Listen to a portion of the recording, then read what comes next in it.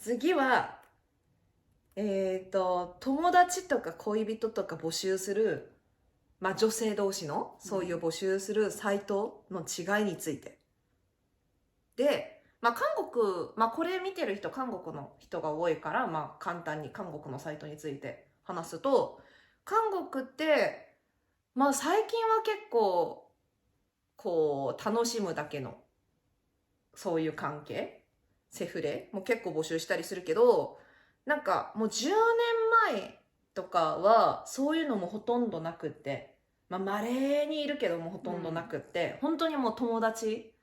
って感じで、なんか軽い感じで、軽くはないけど、まあちゃんとした友達だけ募集するような雰囲気だったし、もうちょっとなんて言うんだろう、恋人になるとしてももうそっから自然な感じでなんか発展する感じの雰囲気が多くって、で最近はなんかそういうなんかセフレとか募集する人も増えてきたけど、どっちかっつったらなんかこうデートだけのデートメイトとか、あとはなんかこうスキンシップメイトって言ってこう軽いスキンシップだけするような、なんかそういうのをメインになんか募集してるイメージで、だからまあ友達だけ探すってなってもこう結構募集しやすいのかなっていう雰囲気はある、だけど日本のサイト日本のサイトの方がなんかその募集項目が細かい気がする。細かいね。まず友達、まあただの友達希望か、恋人希望、恋人欲しい人か、結婚してるけど彼女が欲しい人か、まあそういう体の関係だけ欲しい人、あとはまあそんなもんかな。でもなんかまあだから私もまあ10年前にそのまさとみと出会ったサイトを初めてその項目をずらりってあるじゃん、を見て結構まあカルチャーショックだったんだけど、こう結婚してるけど募集って何っていうのがあったんだけど、なんかどっちかつら友達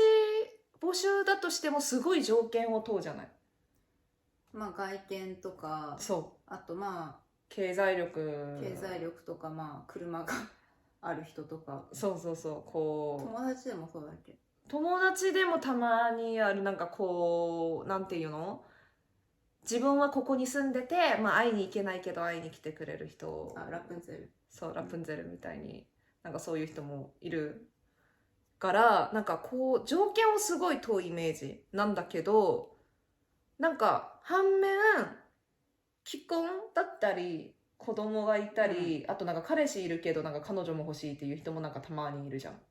たまにじゃない。まあとにかくまあいるじゃん。結構頻繁に。でそれでなんかあとそれと、まあそういう人でも大丈夫ですよっていう人もいるわけじゃん。なんかそういうの関係、なんか恋人いてもいいです、そういう関係欲しいですっていう書く人もいるから、なんか条件をすごいこう問うんだか問わないんだかちょっと分かんない。狭いようで広いよね。そうそうそうそう。あとまあなんかメンタル持ち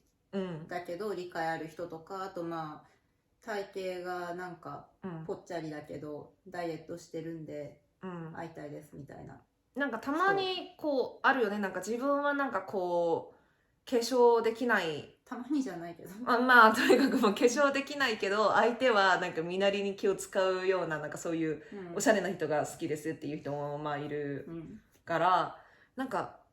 ただの韓国と比べて友達の募集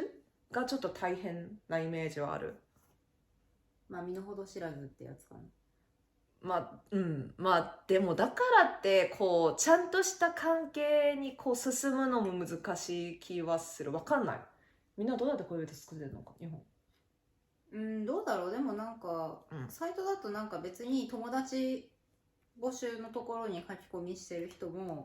なんか発展ありですみたいな。だから友達のところに書き込んでるけど、なんかまあ恋人になるっていうそういうのも視野に入れて募集してますっていう人も相当、まあそれだったらまだマシだよね。韓国は分かんないけど、日本だとなんかこっちがレズって分かったらなんか色目使ってくる人とか、あとなんかまあストレートな女で、そういう風にしてくる人もまあ少なくもないと思うし、あと逆にそれでバイではない。バイっていうかまあ雑食雑食って何？なんかとりあえずなんか性的に見られれば別に男でも女でもいいみたいな女も多いし、あとなんか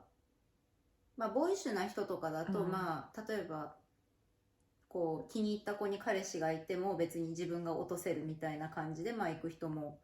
多いだろうし、だからそれやめてほしい。とにかくもう人に恋人がいたらもうそういうのやめましょうって感じ。あとまあ恋人がいなくてただストレートな人だとしても、なんか自分の方が男よりいいんだからみたいな感じでこうグイグイ行く人も、まあでもそれは韓国にもいるんじゃないかな、そういう傾向の人は。だからまあ別にサイトとか2丁目とか行かなくても、まあ出会う人の話もまあ聞いてるから、まあ日本がでもそういう意味では日本が韓国よりちょっとオープンだからね。続いて文化の差について語るとしたら、韓国はやっぱり気が強い。韓国の女性そうだね、気強いし、まあはっきり言う、けどさ、その気の強いっていうのよくわかんないんだよね。こう韓国ってなんか表ですごいなんかこう強いけど、なんだろう、こう裏表違わないじゃん。だからこう強く言うけど中ではなんかもう傷つくから強く言ったりあるんだけど、なんか日本って表で強く言わないんだけど中でなんかすごいなんかこう強いっていうか、なんて呪ってるよね中でなんかそういうイメージがなんかちょっとある。日本のホラー映画見たらもうそれが国民性だよね。そうそうそう、だからなんかそんな感じだよね。だから、ドラマとか見てキム・サムスンだっけ、見て、そうそうそう、なんかただのドラマの中の世界かなって思いきや、もう私と出会ってから現実だったんだなっていうのがあったじゃん。でもなんか日本のドラマって、まあ、最近のドラマはよくわかんないんだけど、昔の日本の文化、アニメとかが好きだった私からしたら、こうアニメとかの中ではすごいもう友情とか愛とかすごいもう大事にする、そういう純粋な、そうそうそうそう、まあ、セーラームーンも今見たらやばかったけどね、ちょっと。でもとにかくそういう世界なのに現実ちょっと違うかなっていうのはあった。まあアニメで見るのような友情とかは、まあ存在するのあんまり見ないかな。あればいいんだけどね。まあ自分の交友関係も含めて。交友？なんかだから自分のその昔の友達とか、まあまあまあそうだねも含めて、あのアニメの中の美しい友情とかその絆みたいなのって存在しないし、今度ご飯行こうって言ってもその今度はもう一生来ないとか、結構それがまずい。それ傷ついた最初。なんかでも韓国の人の方がなんか今度ご飯行こうっつってまた誘いやすい、けどなんか自国民の人相手だと、なんか今度食事行きましょうって言ってもこれ自分が声かけなかったら一生連絡ないだろうなっていうのが分かっちゃうから。自分が声かけても連絡ないこと結構あるけどね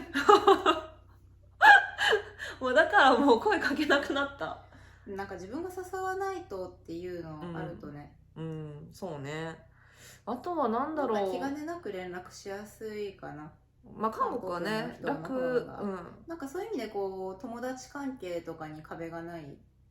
なんか店員さんとかでもなんか普通に話してて、こうなんか話盛り上がったりとかできるけど、なんか日本の店員さんと話してるとこっちが客だからこういう態度なんだろうなっていうのがもうなんかすごいこうひしひしとこう伝わってきちゃう。韓国のがこう壁がない、ある意味。日本なんか基本パントマイムだよね。まあまあまあまあそんな感じ。壁があるよね、でも韓国ってさ、こうお腹すくとまあ怒るじゃん、すごいもうイライラして、でなんか大体なんかもう食べてお腹いっぱいになったらまあ機嫌よくなるみたいな感じじゃん、でもなんか私からしたら日本の女性って食べる量が少ない気がする。少ないよね。それって家でもそうなの？家でも少なく食べるの？それともなんか人の前だから猫かぶってるだけでもう家行ったらもうこうすごいもう鉄板に肉焼いてる感じ？でもうちなんかうちちょっと特別量少ないのもあったかもしんないけど、でもなんか平均的に見てその海外出てから日本帰ってきてこう自分の実家の料理とか飲食店の料理見たら小さい少ないってまあそれは少ないなって思う。でもけどいろんな人の家行ってるわけじゃないからちょっと平均は分かんない。そっか。まあ、そのさ家の主見たら分かるよね、どんだけの量が平均なのか。なんか日本って変になんか女子力っていうのなんかあるじゃん。だからなんか女がなんかこう少なく食べる方がもう可愛いとかなんかあるから表でそうしてんのかな。あ、でも女子力の言葉の意味って、なんか食べる量とかファッションとかっていうよりは、なんだろう、まあ私からしたら例えばこう料理できたりお菓子作れたりしたらまず女子力高いっていうし、あと食事会食とか行ってなんかサラダを一番に取り分けた人が女子力が一番高いみたいなのとか、男子力って言葉はないの？男子力、筋肉もりもりな方が男子力高いとか、それ言ったらもこうお金、女のためにお金バンってこう払ってくれる方が男子力高いとかないの？そんなこと言ったらキャバクラのお客さんが一番男子力高いじゃん。そうだね。そうだね。女か男が一で番。もそもそもその言葉自体がないからね。なんでないんだろもう性差別の極みだよね。あとはあれだね。三人称で言うの。文化の違い。まあ文化の違いの話。文化の違い。なんかまあみんなじゃないけど、なんかやっぱ一部の女子、まあ特に若い人が、まあ自分の名前を自分でこう呼ぶのが、なんかアニメ見た時はよくいろんなキャラがいるじゃん。なんかいろんな口調のキャラがいたり、それがなんと3次元にいるっていう。そうなんかだから最初はアニメで見た時はなんか可愛いなって思って、でまあアニメだからまあキャラだしねって思ってたんだけど、日本に初めていて実際なんか自分の名前自分が読んでる人がいたから、なんかちょっと今どういうこと、誰の話みたいな感じ。私の話。なんかもうあれじゃん。だってこうまあ例文を作るとしたら自分の名前でまあ、里見緊張するみたいな感じ。なんかそんな感じがあるけど、それ私が里見ですよってなる。そうだからもう韓国人からしたら精神分裂してんのってなるじゃん。だって英語圏からしたらもうさ、なんか例えばなんかサラって人が言ったら、もうサラ is nervous とかさ、なんかちょっとなんかちょっとね、なんか、なんなんだろうねその文化。自己紹介以外で自分の名前言うことないよね。ないね。なんかその文化って可愛い、やっぱり可愛い、そういうなんか可愛いとかじゃなくって、意外といすぎて気にならない。もうなんとも思わない、こっちからしたら。まあ子供だったらいいんだけどさ、私も子供の時はだいたいもう幼稚園とかどんなに行っちゃっても、もう小学校低学年までだと思うんだけど、結構成人してまあ、最高記録は6個下ぐらいかな、それより上では見たことないけど、そうやって言ってる人。まあ文化の違い。文化、まあ親に可愛がられてるのかなっていう。でもなんか、海外出て時間が経ってからやっぱその文化に触れると面白い。面白い。だってもう日本特有だから。海外に出てからこれ日本特有なんだって。特有だね。でもさ、男やらないじゃん。まあ男がやらないってことはやっぱり何か可愛い。まあこう赤ちゃんみたいに見られたいのかな。でも確かに男の子も子供の時にそうやって自分の名前で言う子あんまりいなかった気がする。やっぱどっちかって言ったら女の子。やっぱりこう女になんか制約じゃないけど、なんかそういうのがなんかちょっと多いよね。だからやっぱりまあさっきも話したようにあれだよね。なんかこう年、なんか幼いほどやっぱりちょっと可愛くてモテるみたいな。まあ文化もこう見え隠れしてるから、まあ成人してもそういう風に言っちゃう人多いのかなって。そうね。あとはなんだろう、こうまあ韓国、日韓だけの比べるあれじゃないんだけど、まあ海外と比べて日本の人の方がこう定型文を喋る人が多い。あ、そうだね、そうだね。なんかこう言った時に必ずこう答えなきゃいけないっていうのがあるじゃん。例えばなんかこう褒められた時に、まあ、日本語上手だねとか、まあ、綺麗だねとかこう褒められた時になんかもういえいえみたいな、そんなことないですみたいな感じで言って、で一番私が最初に大学入って一番最初に日本語上手だねって褒められた時に普通にあ、まあ、頑張ったからみたいな感じで答えたらなんかすごいもうシーンとしちゃって雰囲気が、でそれでやっぱ日本人じゃないんだねみたいな、でなんか日本人だったら絶対そう言わないよって言われたから、なんかそれってそんなに悪いことなのかなって、まあだからすごい差別的だよね。なんか事実言うとダメなのかなっていう。私その時その場にいたら多分全員殴ってるわ。いやなんかさ、こう韓国も結構謙遜する文化はあるけど、だからってこの言葉を必ず言わなきゃいけないっていうのはないじゃん。まだまだだってさ、もうあれじゃん。だってさ、こう女同士で会った時も「あ、可愛い」とか言った時もなんか「いやいやもうあなたの方が全然」みたいな感じでこう言いながらも絶対心の中で「いや私の方が可愛いでしょ」って思ってるじゃん絶対。だって明らか自分より太い人にも細いっていうからね。そうそうそうそう。だからなんか何なのかなって、そう定型文ばっかも話って楽しくないじゃん。だって人間それぞれ違うから楽しいのにさ、だからなんかまあ、なんかそのなんだろう、とりあえず自信感がないのと謙遜するっていう、まず区別がないんだよね。とりあえずだから何でもかんでも、だからなんだろう、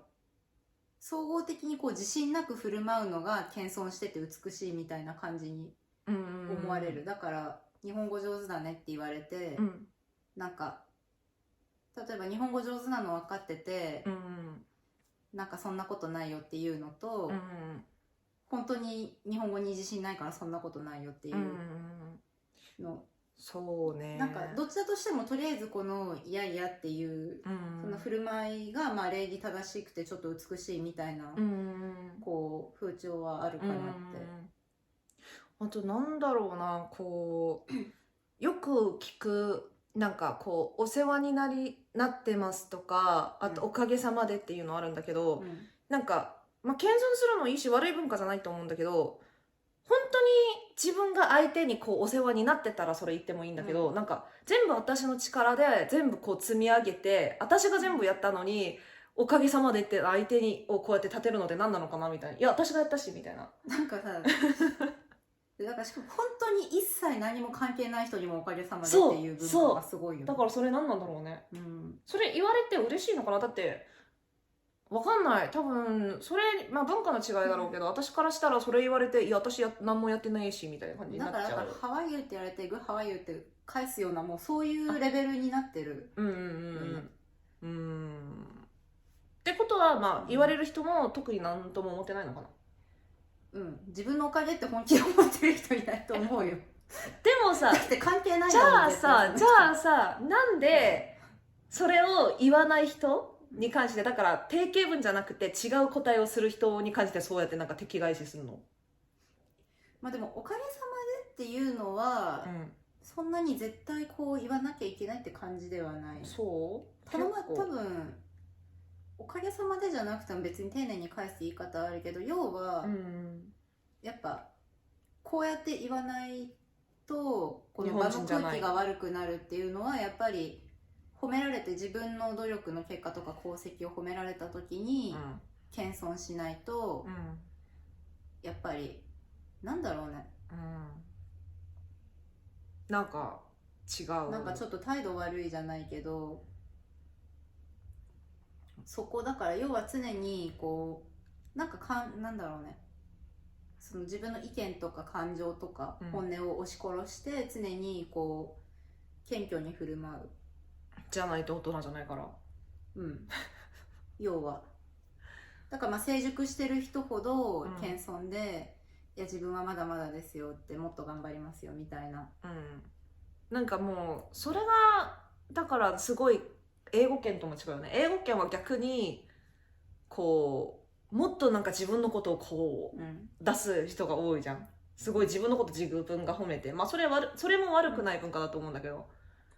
だからもう真逆だよね。まあでも別に英語圏の人にまあ褒めたりしたら普通にありがとうって感じで返ってくるけど、別にこっち見下すようなのなくても、なんか普通に自分に自信があるから、なんかまあ違いだとしたらなんだろうね。英語圏は例えば自分と違う意見を言った時に、まあ英語圏はまああなたはあなたの意見があるし私は私の意見があるしって感じで、まあ韓国は違う意見いたらまあ喧嘩になるけど、なんか日本って違う意見言ったらまあ大人じゃないみたいな感じの、なんかちょっとそのなんていうの、多数と違う意見を言ったら大人じゃないのかな、なんて言えばいいんだろう、なんか雰囲気あるじゃん。まあその場の空気によるけど、とりあえず自分より目上の人、例えば年上の人とか上司とかに対しては、なんかまああんまり歯向かうイメージないし、その人たちにも噛みついたりするような感じで言ったら、まあちょっとそれ大人じゃないしって、なんか社会人としてそれはっていうの、そうだね。まあそういう意味で、まあ私はここは向いてるかな、楽。私もだって、なんかバイト辞める時にさ、話したよね。上司と喧嘩して辞めたら、なんか友達に、ちょっとその言い方大人じゃないよっつって逆に説教されたり、なんかこう大人ってとにかく自分の意思持たないでこう、まあ、黙ってれば大人なのかなっていう。まああと面接の時もなんか、もう合格もしてないのに、まあ働いてて納得いかないことがあっても、まあ自分の感情を押し殺してくださいねって面接官にそのまま言われたこととかあるし。へえ。そこはどうだろう。私も韓国で企業とかの面接受けたことがないから何とも言えないけど。ただの飲食店のキッチンだよ。あ、そっかそっか。まあ韓国もまあ上下関係すごいけど、どうだろうな。私が韓国で社会生活をしてないからちょっと分かんないな。もう100万歩譲って上司とかに口答えするんだったらもうお言葉ですが、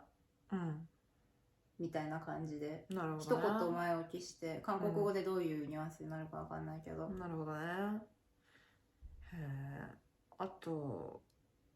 まあとりあえずそれが文化の違いで、まあ多分それだけずっと話すってなったら多分24時間も足りない。まあ要約すると、まあ日本で美しいとされる文化は、まあ自分を押し殺して、まあ多数に染まってみたいなところ、ざっくり。まあそうだね、はい、あとはスキンシップとかの進む感じの違い。韓国でも私恋人で恋人だね。でも恋人じゃなくって友達だとしたら、韓国で女性同士だと、男同士は分かんないんだけど、いや男同士でも私中学生の時にも手つないで歩く人一人だけいたんだけど、でも女同士だと友達でもこう腕組んだりこう手つないだりこうハグしたりするぐらいはまあ普通にいたけど、あとなんかあれだね、日本だけのあるじゃん、こうなんだっけ、こうやってつなぐやつ、恋人つなぎって言うじゃん、韓国そういうのない。恋人同士、まあでもこれ友達同士ではやらないよ。これやらない？友達同士やらないと思う。腕組むぐらいはまあたまにある。あ、本当？でも韓国ほど多くはないと思う。こうやってつなぐのはあるの？もう友達同士で手つなぐっていうのがない、そもそもあんまり。そうだよね。見たことない。腕組むぐらい。だからそれが多分違うけど、なんかもし恋人同士だとしたらわかんない。私がちょっと保守的だから、韓国でもちょっと保守的だからあれかもしれないけど、まあ私が見てきた感じだと、まあ付き合う前に、まあ最近はまた変わってると思うんだけど、付き合う前にっていうのはあんまりなくって、で付き合った後も、まあ完全にもう最後まで行くとしたらやっぱり時間かけるイメージ。まあだから、まあ、付き合ってまあ100日とか、あとはまあ半年1年の間やってないとしても、まあそんなに変に思わないし、あとまあ稀になんかもう結婚前に絶対やらないっていうカップルがいても、まあそうなんだねみたいな感じでしか思ってない、けどなんか日本だと相当違うじゃない？まあ高校とかでも違うかな。高校なんか高校とかで、なんかまあ私なんだっけ、まあ、その時自分がビアンって気づく前に彼氏いたことあった時に、まず高校になると、彼氏できてちょっと経つと絶対聞かれるのはもうやったみたいな感じ、だからで、多分その人と付き合ってもう7ヶ月とか結構時間半年以上絶対経ってたんだけど、で急になんかクラスの女の子に「ねやったの?」って言われてでやってないって言ったら、本当にやってないって言ったら「そいつ男として大丈夫?」って言われたことが。付き合ってそれどれぐらいでこう進まなきゃいけないわけ？わかんないけど、でも付き合ってなんかまあそんなに友達多かったわけじゃないから平均的にわかんないけど、付き合うってなってから、どっちかの家に、付き合ってから最短でお互いの家にどっちかの家に行った日付が、まあ大体その日になるっていうパターン。どれぐらいで言いに行くの？じゃあカラオケはわかんない、それは。でもまあ日は浅いと思う。まあでもあれはやっぱり違うよね。なんかこう恋人とか関係なしに、韓国って学生時代だから大学生成人する前にやるってなったらなんかすごい早いし、多分遊んでるイメージになるんだけど、なんか日本って高校卒業するまでやらないとなんか大変みたいな。なんかそれだともう相当保守的なイメージになって、もう男知らないやばいみたいな、幼いってイメージになる、から、早いと多分中学生、最近まあきっとまあもっと早くなってるかもしれないし、わかんないけど、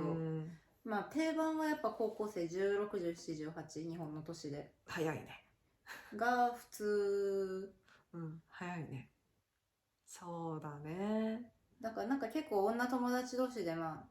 他のクラスの子とか話してるの聞いてて、この子何も知らないまま大学行っちゃうんだよみたいな話とかもあるから、でも怖いな。なんかこう女同士だとさ、まずあれじゃん、もう性病とかも妊娠のそういう心配が一切ないじゃん、だからまあ女同士って考えたら、まあ、中高でもまあ責任取るようなそういう状況起きないし、まあ一番こう好奇心旺盛な年頃だからまあいいよねって感じだけど、男女ってなるとやっぱりなんかいろんな心配がこう起きるじゃない。まあそうだけど、まあ厳しい家の、まあ親が厳しい子とかもまあ多分いたけど、結構同じクラスの子とかでも彼氏の家に頻繁に泊まってる子とかいて、でなんか親心配しないのかなって思ってたら、なんか、お母さんにもまあ避妊ちゃんとしなさいよって言われてるんだよねみたいな、もうなんか、親ももう暗黙の了解で、まあ娘を行かせて、まあ親とそういうのが素直に言えるのはいいと思う、それはいい文化だと思う。なんか韓国だとなんか成人して、まあ、たまに聞くけど成人してもう30歳とか、もう本当に成人してもう30代とかもう大人じゃん、もう完全に、なのになんかもう彼氏となんかこうそういう関係になったのバレて親にすごいもう殴られてみたいな感じもう聞くから、極端だよね。それと比べたら逆にそっちの方がいいと思う。まあ確かに。まあちゃんと親がね避妊とか教えるんだったらいいんだけど、まあ問題はあれだよね、こう避妊の仕方はちゃんと教えればいいんだけど、あれじゃん、ちゃんと避妊道具っていうの、そういうの使わないでこう自然避妊っていうのを信じてる人がいまだにいるっていうのはちょっと、なんか自然説を信じてるそれはちょっとね、まあだから日本結構あれだよね、フライング多いよね。まあそれでちゃんと子供の面倒ちゃんと見れたらいいんだけどね。それでなんかさ、親になる準備できてないのにもう子供を作っちゃうから、こう虐待とかも増えるしね。まあ友達でまあ早くて20歳かな。10代はいなかった。まあ10代はまあ相当